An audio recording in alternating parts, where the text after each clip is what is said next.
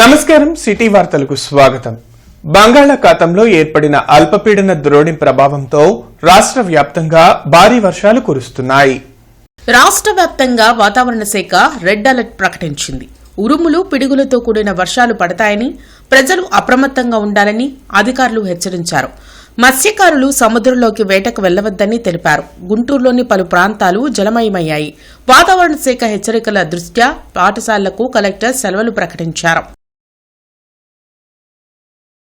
జిల్లాలో కురుస్తున్న వర్షాల పరిస్థితిపై కలెక్టర్ ఏ తమీం అన్సారియా టెలికాన్ఫరెన్స్ నిర్వహించారు.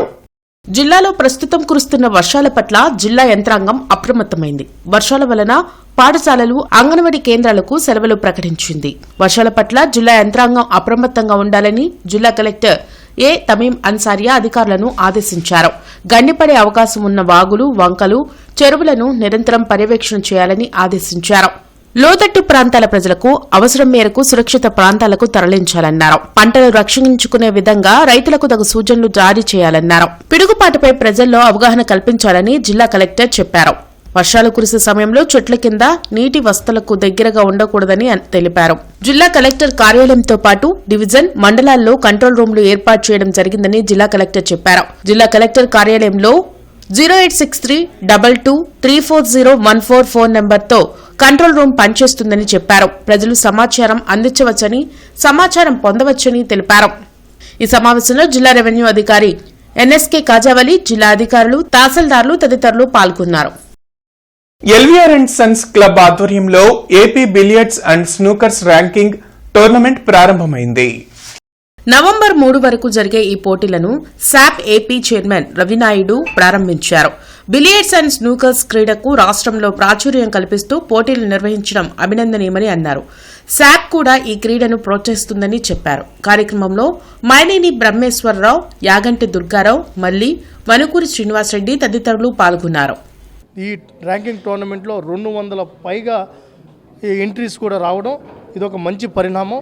భవిష్యత్తులో ఇది మరింతగా ముందుకు సాగాలి, మరింత మంది దీంట్లో భాగస్వాములు కావాలి. భాగస్వాములు కావడంతో పాటు ఇటు రాష్ట్ర ప్రభుత్వం, అసోసియేషన్, ఫెడరేషన్ సమన్వయంతో ఈ రాష్ట్ర స్థాయి ఛాంపియన్షిప్స్ కావచ్చు, అదేవిధంగా దేశ స్థాయి ఛాంపియన్షిప్లు కూడా వేదిక ఆంధ్రప్రదేశ్ కావాలని కోరుకుంటున్నాం.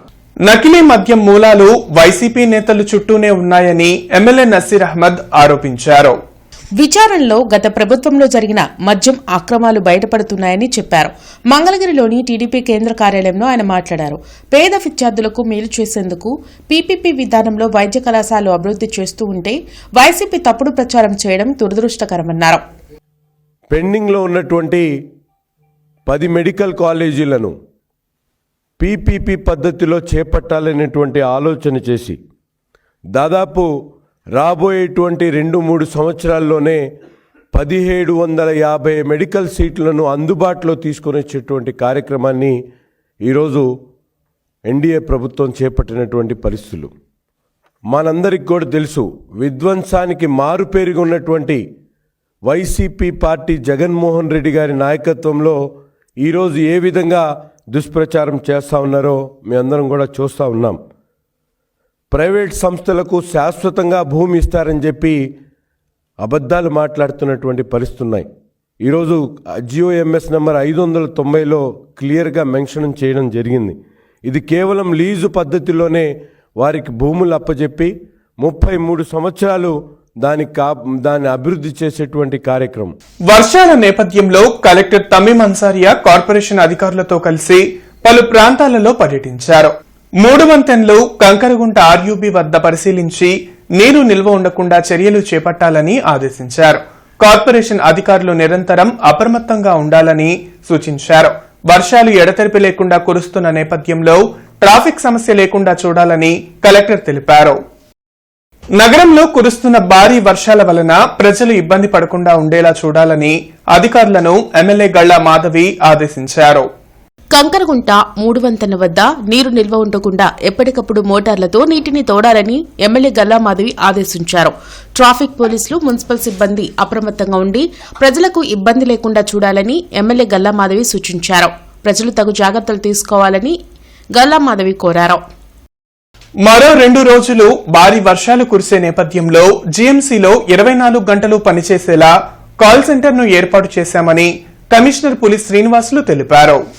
గుంటూరు నగరంలో కురుస్తున్న వర్షానికి లోతట్టు ప్రాంతాల ప్రజలు అప్రమత్తంగా ఉండాలని కమిషనర్ సూచించారు. లోతట్టు ప్రాంతాల్లో నిలిచే వర్షం నీటిని ఎప్పటికప్పుడు బెయిలౌట్ చేయడానికి మోటార్లను సిద్దం చేసుకోవాలని ఇంజనీరింగ్ అధికారులను ఆదేశించారు. 3 వంతెనలు, కంకరగుంట, ఆర్యూబీ దగ్గర, రింగ్ రోడ్, చుట్టుగుంట సెంటర్లోని లోతట్టు ప్రాంతాల్లో నీరు నిల్వకుండా చర్యలు తీసుకోవాలన్నారు. కల్వట్ల దగ్గర ఏర్పాటు చేసిన మెష్లు వద్ద నిలిచే వ్యర్థాలను ఎప్పటికప్పుడు తొలగించాలని సంబంధిత డీఈలకు, ప్రజారోగ్య అధికారులకు ఆదేశాలు జారీ చేశారు. నగరపాలక సంస్థ పట్టణ ప్రణాళిక, ఇంజనీరింగ్, ప్రజారోగ్య అధికారులు, వార్డు సచివాలయ కార్యదర్శులు వర్షం తగ్గే వరకు క్షేత్రస్థాయిలో ప్రజలకు అందుబాటులో ఉండాలని ఆదేశించారు.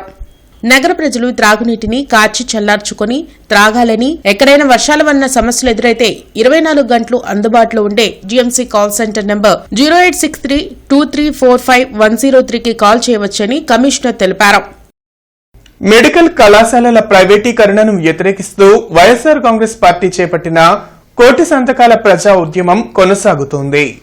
హిందూ కాలేజ్ వద్ద వైసీపీ విద్యార్థి విభాగం ఆధ్వర్యంలో నిర్వహించిన కార్యక్రమంలో పార్టీ నగర అధ్యక్షురాలు నూరి ఫాతిమా పాల్గొన్నారు. పేద విద్యార్థులకు వైద్య విద్యను దూరం చేయాలనే కుట్రను కూటమి ప్రభుత్వం చేయడం కరెక్ట్ కాదన్నారు. కార్యక్రమంలో వినోద్ కుమార్, ఇతర నాయకులు పాల్గొన్నారు. రాష్ట్రంలో ఈ కూటమి ప్రభుత్వం చేస్తున్న అరాచకాలని ఆపాలంటే సంతకంతోనే అయ్యిద్ది అని చెప్పి ప్రజలందరూ నమ్ముతున్నారు. గ్రౌండ్ లెవెల్ దాకా అది రీచ్ అయింది.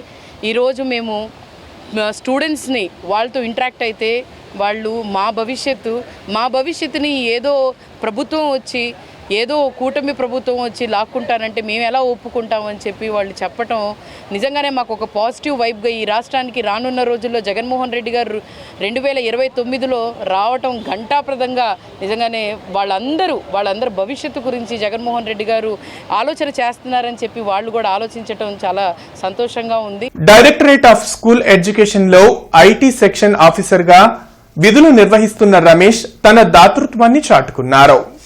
విధులకు వెళ్తున్న ఆయనకు మార్గం మధ్యలో వర్షంలో తడిచి చలికి వణుకుతున్న ఓ దివ్యాంగుడు రోడ్డుపై కనిపించాడు.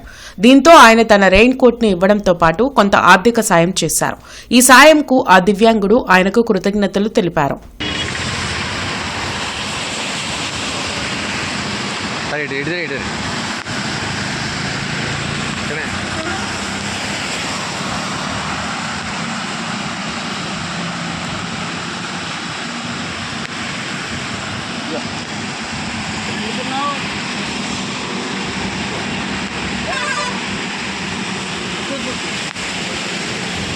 సిటీ న్యూస్ సమాప్తం. నమస్కారం.